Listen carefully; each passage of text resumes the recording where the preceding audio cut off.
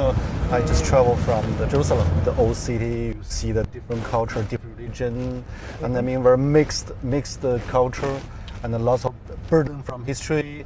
Is there a kind of Israeli mentality? Could you describe it? As a tourist, maybe you go there. Oh, it's very interesting. Or you see all the old places. This is where Jesus was, and so forth. But you live there. The amount of hatred in that place, it's like a nuclear reactor of hatred. Religion can be a wonderful thing, but when you live in Jerusalem, you realize that it can be a terrible thing. Yeah. How much hatred and anger. Ideally, a temple or a religious place is a place where you go in order to experience peace and harmony. If you go to a temple and you experience hatred and anger, then this is a dysfunctional temple. It's not working, It's like going to a hospital and getting back even more sick. So Jerusalem for me is a dysfunctional temple.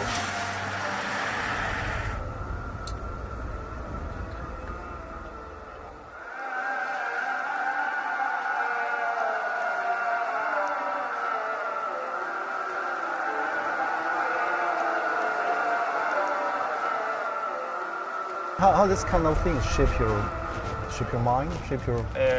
The influence on me, if this is what you ask, it obviously has an impact.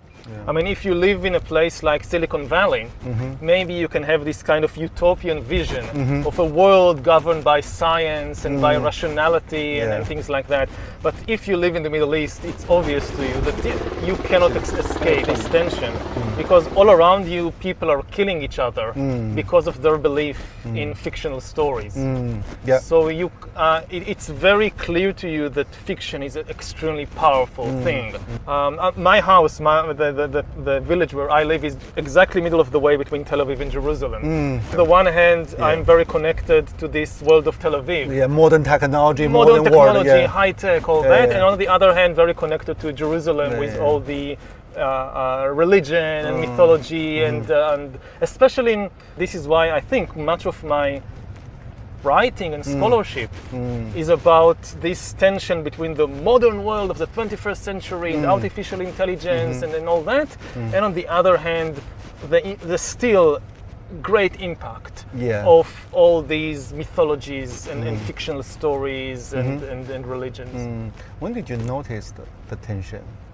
When did you notice the hatred of religions I think only when I left Israel and I went to do my PhD in Oxford, then I realized how much tension there is in the place. Or when you're born into it, you think, well, this is how the world is, and only when you go out, you realize, no, this is not thinking about your 为了更充分理解这个国家与赫拉利，我约了几位当地人闲聊。我的朋友王石正在以色列游学，他与我一同前往。人员清理结账前面的对。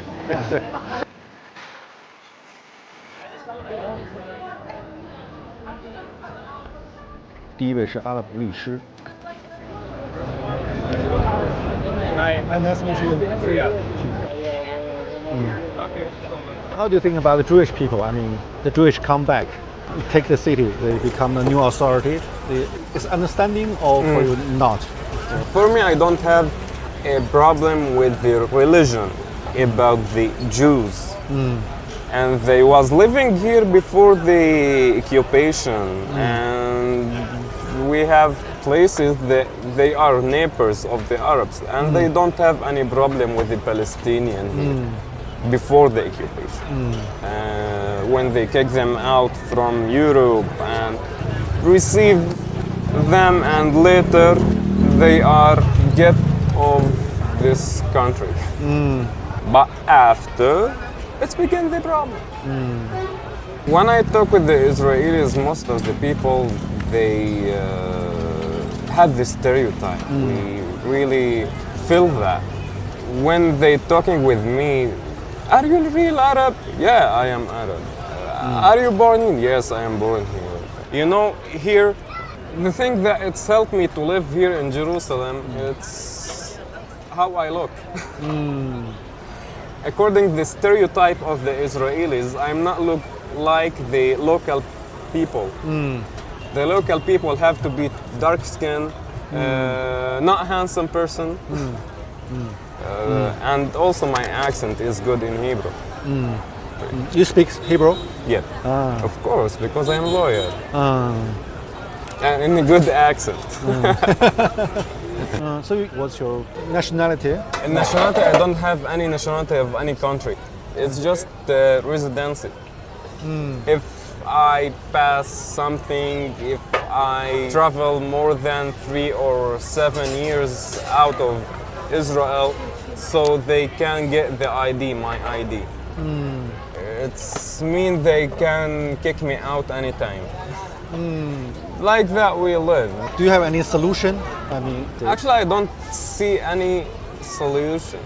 I am born here and I love this country. I will not pass to anywhere.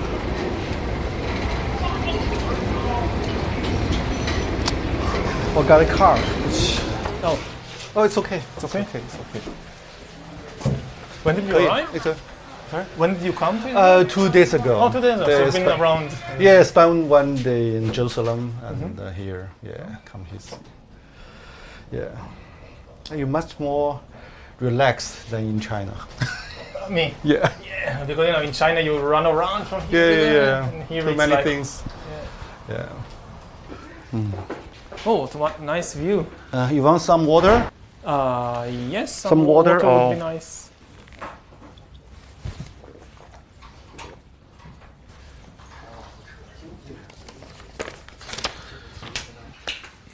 Tell me more about, your self-searching in Oxford life, your thinking, your mentality, how the change happened. Yeah. How the change happened. Yeah. Well, I went to Oxford to do my PhD on military history. I was always very interested in the big questions of life. Yeah. What are we doing here, and what is the meaning of life, and what is the source of suffering in the world, and things like that. But I got the impression that you couldn't really engage with these questions in the academic world. The academic world is kind of pushing you to focus on more and more narrow and specialized questions.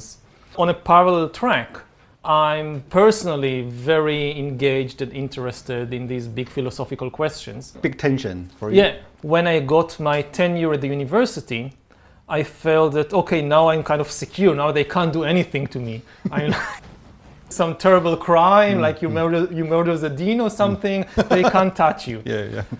So I try and reconnect the two tracks with these big questions about humanity and about life. I guess it was luck had something to do with it, but it was very successful. In the 20th century, there are some historians also ask big questions like Arnold Toynbee, H.G. Wells. How this kind of tradition shaped you? Influenced me. Yeah. The biggest influence on me, I think, was from Jared Diamond. Jared Diamond. He was a specialist in birds. Yeah. Yeah. He was the one who came and kind of showed the historians, look, you can do these things to, like, looking at humans from a bird's eye view. From bird to bird view. Yeah. So you're comparing Jared Diamond. What's your advantage and disadvantage of your books? Their strength compared with me is that I don't really have any background in biology. But if you just know biology, if you just understand evolution and you know everything there is to know about humans, you can now explain human history. I don't think that this can work because human history also has a very important ingredient of culture, of ideas, of stories, of fictions, and this is kind of my speciality. The exploration and understanding of fictions and mythologies and stories and their immense impact on human history. And if you don't give enough importance to the stories, to the fictions, you will never understand something like the Second World War, or like the French Revolution, or like the rise of Christianity. There was no biological or geographical explanation. So what do you think the major flaw of your theory? Have you ever think about it?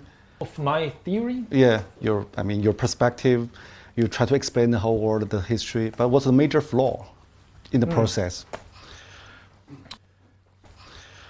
Well, if I knew the major flaw, I would have corrected it. But there are definitely flaws. I mean, in do you have any kind of worry? Maybe I speak so much about the change, the process, but actually I don't understand very well. Do you have any kind of concern? There are many areas. Because your tongue in the books is so confident. So, yes. Yeah. There are many areas that I talk about and I have no first-hand experience. I just rely on what the experts in the field say and I believe them. And I have no ability to kind of verify for myself that what I'm saying is true. I just believe them. So it's only second-hand knowledge. I read articles and books about artificial intelligence and what are the principles behind the program, behind the machine learning. So I trust that they are right. I hope that they are not kind of, making this colossal mistake and leading the entire world after them.